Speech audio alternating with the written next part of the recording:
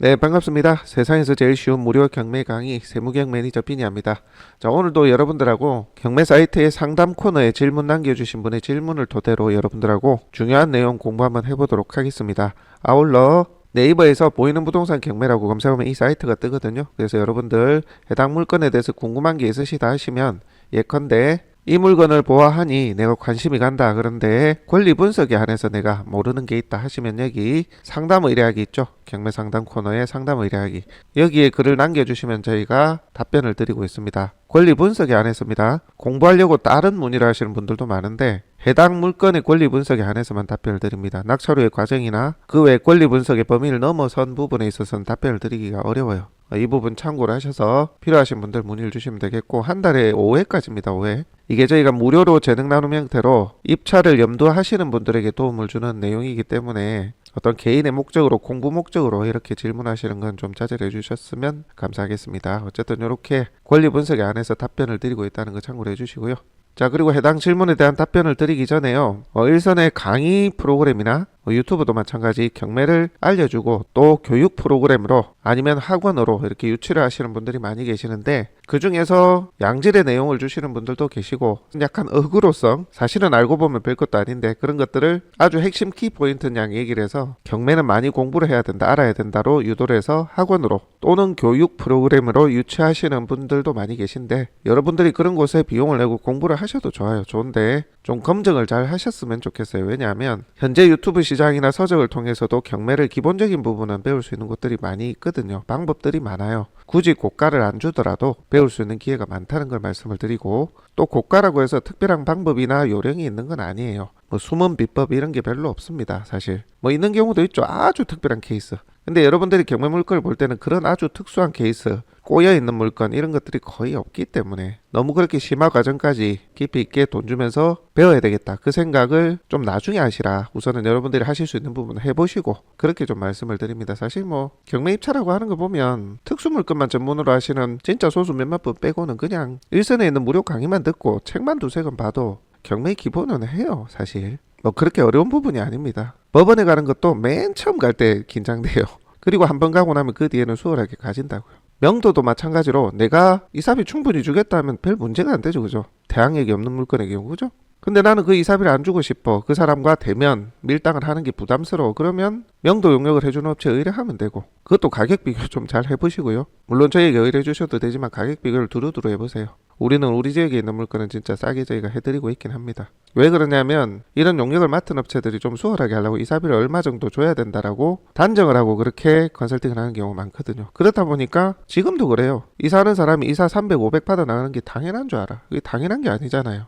맞지 않습니까? 근데 왜 이렇게 당연하게 생각을 하느냐? 경매 컨설턴트나 대행을 해주는 사람 혹은 직접 하는 사람조차도 300, 500을 그냥 주기 때문에 그래요. 그걸 왜 줍니까? 생전 처음 보는 사람한테 왜 주냐고요? 그 사람이 받을 권리가 있나요? 근데 달라는 그게 문제 있는 거 아닌가요? 저희도 이제 인도 협상이나 관련 업무를 하고 있지만 그냥 달라는 분들이 이해를 못 하겠습니다. 어찌됐건 내가 줘야 될 이유가 없다면 안 주고서 해야 되는 게 원래 맞는 거예요. 근데 안 주고 씨름 하려니까 집행 신청하고 개고 집행하고 해야 되니까 어렵잖아요. 번거롭거든요. 그러니까 얼마 주고 끝내자로 컨설팅을 해버리는 거죠. 저는 그게 맞지는 않다고 생각을 합니다. 세상에 꽁돈이 어디 있습니까? 꽁돈이. 어찌됐든 말이 딴 데로 샜네요. 이렇게 여러분들이 많이 통용되고 있는 경매도 마찬가지 정보가 넘쳐나지 않습니까? 유튜브도 그렇고. 근데 그 중에서 선별을 해서 여러분들이 꼭 필요한 곳에 적재적소의 비용과 시간을 잘 들이라 이 말씀을 좀 드리는 겁니다. 아시겠죠? 이런 시장을 꾸준히 보시고 여러분들 주변에도 충분히 내가 도움을 받으면서 신뢰 있게 해당 부분에 대한 지식을 얻거나 경매 프로세스를 알 수 있는 그런 곳들이 있을 겁니다. 굳이 업체가 아니라도 책일 수도 있어요. 그런 것들을 가성비를 잘 감안하셔가지고 컨택을 좀 잘 하셨으면 좋겠다. 자, 그렇게 말씀을 드려보고요. 장황하게 제가 왜 이 말씀을 드렸냐 하면, 자, 오늘 물건의 질문과 같은 사례에서도 어떤 분들이 그런 답변을 하더라고요. 그 답변을 보면서 이거 진짜 명도나 인도 협상이나 문제가 생겼을 때 부딪혀보지 않았구나, 이론만 많이 아는구나, 그런 생각이 저는 좀 들었습니다. 자, 어떤 내용인지 한번 볼게요. 자, 안녕하세요. 좋은 사이트 만들어주셔서 잘 보고 있습니다. 예, 감사합니다. 보이는 부동산 경매 검색하시면 나옵니다. 이 물건은 임차인이 대항력은 있지만 은행에서 무상거주 확인서 제출했다. 입찰에 문제가 없는 것이라고 판단해도 되나요? 이 경우 판례는 낙찰자 손을 들어준다고 들었는데 문제가 발생할 수도 있다고 생각해야 하는 건가요? 공동담보와 같이 진행되는데 상관없이 아파트만 낙찰 진행되는지도 궁금합니다. 자, 물건 한번 보도록 할게요. 자, 우선 해당 물건 보겠습니다. 아파트네요, 아파트. 그죠? 그리고 물건 번호 1번, 2번 이렇게 되어 있습니다. 이게 공동담보로 해서 따로따로 나온 거죠. 그 말인즉슨 이 물건 그냥 보고 입찰하시면 됩니다. 공동담보든 아니든 여러분들이 크게 신경 쓰실 건 아닙니다. 공동담보라도 이렇게 물건 번호를 달리해서 나오고 싶으면 그렇게 나오는 거예요. 이렇게 나왔기 때문에 여러분들 그냥 입찰하시면 됩니다. 아무 신경 쓰실 게 없고요. 자, 다음으로 임차인 부분입니다. 말소 기준 권리가 18년인데 14년에 전입을 했어요. 강땡모 씨가. 자, 그런데 내용을 봤더니만, 자, 현재 점유하고 있는 강모 씨가 주식회사 국민은행에서 임차보증금에 대한 권리 주장을 아니한다는 무상임대차 확인서를 작성함. 이 말이 좀 웃기게 돼 있는데 무상거주 확인서를 은행이 제출한 것으로 보여요. 작성함 돼 있는데 이게 좀 잘못된 것 같고, 뭐 제출하면 그런 거겠죠. 어쨌든 은행에서 대출을 해줄 당시에 전입한 이 임차인, 너네 주인 세대주도 아닌데 이 누구냐 했더니만 누구누구다, 이 사람 그냥 산다 뭐 이랬겠죠. 그래서 그럼 확인서 써라. 그래서 써가지고 제출하고 대출을 했겠죠. 그죠? 자, 이렇게 돼 있는데 아까 질문의 요지는 이렇게 무상임대차 확약서라든지 이런 게 법원에 이제 제출돼서 매각물건 명세서에 표기가 돼 있다면 문제 없는 건 아니냐? 문제가 없죠. 문제가 없습니다. 99%는 문제가 없어요. 그리고 1%도 문제가 있다 하더라도 인도 과정에서 어떻게든 해결이 됩니다. 근데 이제 일부 강의 업체가 그런 얘기를 하긴 하더라고요.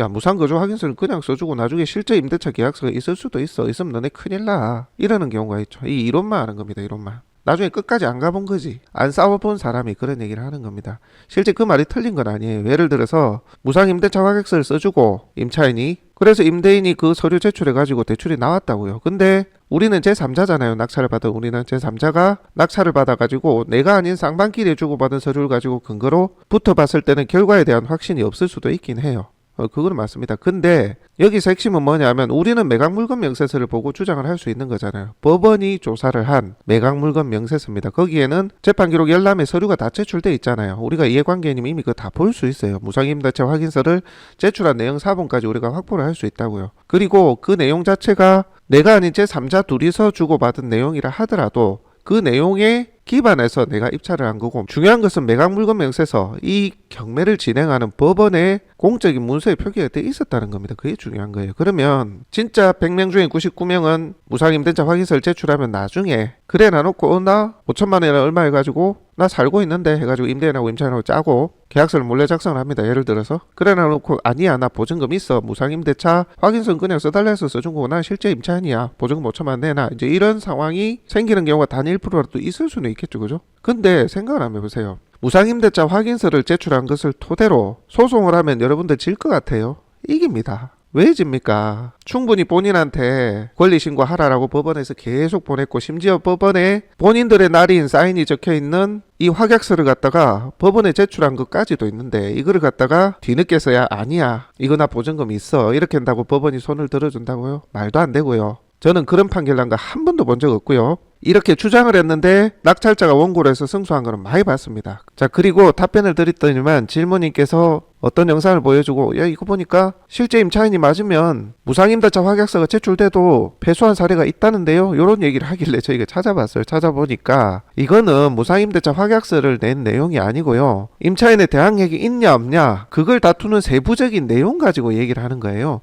무상임대차 확약서가 제출됐다는 내용은 어디에도 없습니다. 그러니까 유튜브에 떠도는 이런 얘기들을 가지고 정확한 팩트가 아닌데 그렇게 얘기를 하다 보니까 무상임대차 확약서를 내도 진 게 있던데 이런 얘기를 하는 겁니다. 그러니까 여러분들 정보를 정확하게 취합을 하셔야 돼요. 그냥 정확한 팩트 없이 이렇게 유튜브에 나오는 정보가 너무 많다. 그리고 만에 하나 나중에 장난질로 그렇게 한다 하더라도 여러분들 이 나중에 판결까지 안 갑니다. 왜 그런지 아세요? 이 대응을 못하니까 그런 거예요. 예를 들어 이 강모 씨가 실제 무상임대차 계약서 써놔놓고, 대부분은 가짜로 하죠. 이런 경우. 그죠? 무상임대차 확인서를 써줬다면 본인 역시도 그에 대한 책임이 있기 때문에 진짜 1%의 딴소리를 하는 그 사람의 100명을 모아봐도 거기서 1%라고요. 그러니까 이럴 상황이 1%도 안 생기는데 설령 그 1%가 생겨도 그 중에서도 진짜 몇 프로도 또 안 된다고요. 왜냐하면 이 강모 씨가 무상임대차 확인서를 이미 써서 제출했는데 나중에 이 은행에서 무상임대차 계약서를 써달라고 했는데 써줬어요, 본인은. 근데 실제 정상적인 계약서를 쓰고 이 무상임대차 확약서를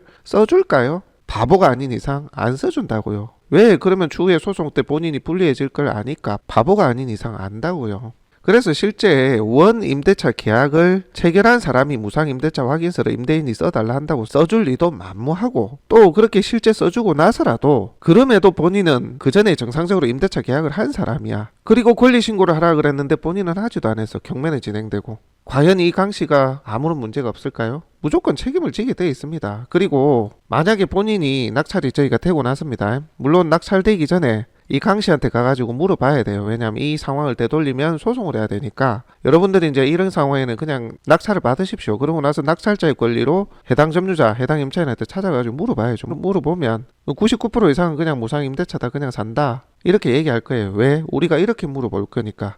법원에 제출한 서류 보니까 그냥 사신다고 하는데 그냥 사신 거 맞죠? 라고 했을 때는 그냥 그렇게 다 얘기한다고요.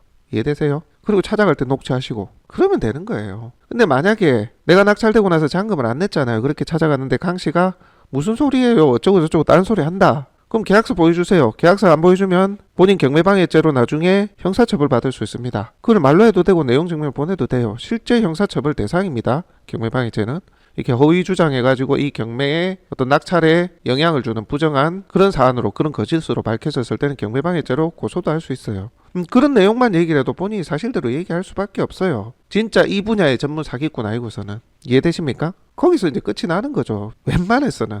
자, 좋습니다. 본인이 사기칠 요량으로 아무 말도 안 하고 있어. 우리가 가서 물어봤는데도 나 몰라? 뭐 이렇게 했다 칩시다. 그래서 우리는 저 사람이 정상적인 임차인이 아니다라고 판단하고 무상임대차 확약서도 있으니까 그렇게 잔금을 내서, 근데 나중에 나 무상임대차 확인서를 써줬지만 뭐 그거는 그거고 나 보증금 걸었다, 정상적인 임차인이다 하면서 임대차 계약서를 내밀었다. 그거 가지고 소송하면 이긴다고요. 그리고 그 소송 뭡니까? 계속 압박을 해야죠. 만약 이 사실이 거짓일 경우 판결 결과에 따라서 이제는 민사가 아닌 형사건으로 경매방해죄라든지 사기죄 그렇게 고소를 하겠다, 그 부분에 대해서 책임져라, 이렇게 되면 손 다 듭니다. 실제 나중에 판결을 받고 나서 그 판결에 기해 가지고 지금 민사건이잖아요, 그죠? 그 경매방해죄나 사기죄로 고소할 수가 있다고요. 그 형사이건인데 그 큰 부담감을 가지고 본인이 끝까지 과연 주장할 수 있을까? 그럴 수 없습니다. 대부분 중간에서는요, 우리가 아닌 부분에 대해서 고소를 한다, 소송을 한다, 언급만 하고 그 압박만 해도 다 물러납니다. 왜냐하면 본인이 아닌 거 조금 벌어보려고 장난질 하려고 머릿속에 계산했는데 더 큰 피해로 올 것이라 생각이 되면 끝까지 안 간다고요.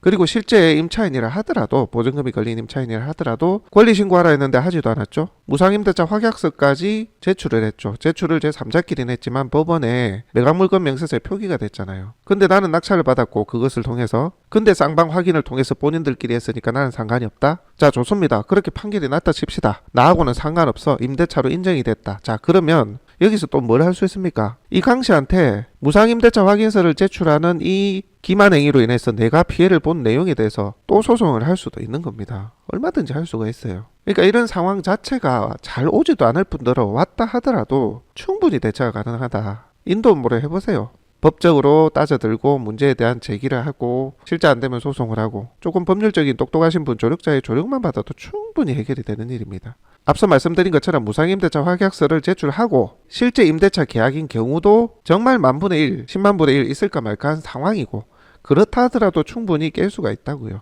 그러니까 여러분들 일선에서 얘기하는 특이한 케이스 있잖아요. 자, 다른 사람은 모르는데 나는 여기까지 알아? 자, 이러면 큰일 날 수 있어. 너네 생각 안 해봤지?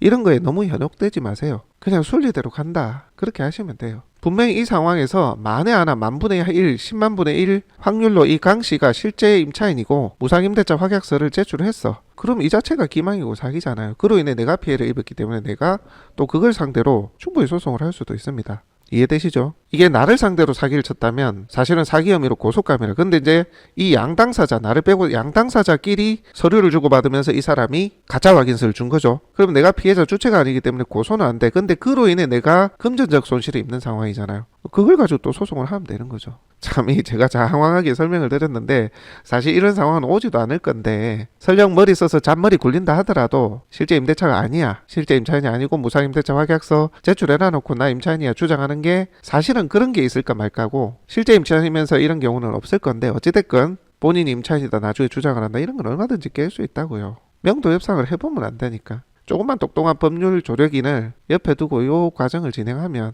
변호사, 법무사 직인 찍힌 거 내용 증명 보내고 압박하면 다 손듭니다. 자기가 무슨 똥배짱이라고 거짓말하면서 이거 좀 장난질 해보려고 하다가 변호사 사무실, 법무사 사무실 직인 찍힌 거 이런 거 네 거짓말하면 이제 이러이러한 내용으로 너네 큰일 날 수 있어 라는 내용이 갔을 때는 손들어요. 그러니까 너무 걱정하지 마시라고. 아시겠죠? 말이 이제 굉장히 길어졌는데 저희가 한 번씩 강의가 떠서 한 번씩 강의를 보면 완전히 특별한 케이스, 너네는 모르는 이런 특이한 상황에 너네 잘못하면 큰일 나. 내 말 잘 들어봐. 진짜 이런 경우도 있을 수 있으니까 나는 이렇게 깊이 있게 경매를 많이 해봤고 많이 알아. 그 가운데는 자기 홍보가 들어가 있잖아요. 나는 이렇게 깊이 있게 아니까 특수한 사례, 있을지 없을지도 모르는 특수한 사례를 끄집어내서 나는 이런 과정도 안다. 그러니까 너네가 나에게 배워. 돈을 주면 가르쳐 줄게. 뭐 이런 식이 되겠죠. 그래서 이런 경우가 사실 일선에 많다. 그래서 너무 특이한 케이스, 잘있지도 않은 케이스까지 너무 깊이 있게 고민하지 마시라, 이 말씀을 드립니다. 그래서 이 질문을 주신 이분도 마찬가지, 무상거주 확인서가 제출됐으면 그냥 입찰하세요. 하시면 됩니다. 근데 나중에 딴소리 한다 그러면 이 딴소리 하는 걸 가지고 가까운 법무사 사무소나 변호사 사무실에 가서 하셔도 되고, 진짜 이런 것만 잘 깨는 사람, 그런 법률 조력인을 필요로 하시면 저희가 소개도 시켜드릴게요. 요런 거 잔머리 굴리고 사기치는 사람 것만 깨는 법무법인들도 있습니다. 저희가 아시는 분들도 계시니까. 그러니까 이런 거 너무 걱정하지 말고 그냥 입찰하시면 된다. 결론. 아시겠죠? 그리고 일선에 강의를 한다거나 홍보를 한다거나 뭐 그런 것들이 많이 있어요. 있는데 자꾸 특이한 케이스를 만들어 가지고 아니야 이거 큰일 나, 이것에 너무 현혹되지 마시고 경매의 기본 베이스에 이제 집중을 해서 기본적인 베이스 공부하시고 현장 탐문하시고 그렇게 좀 보시기를 바랍니다. 말이 길었네요. 오늘은 여기까지 하고요. 다음 시간에 또 다른 내용으로 여러분들하고 함께 하도록 하겠습니다.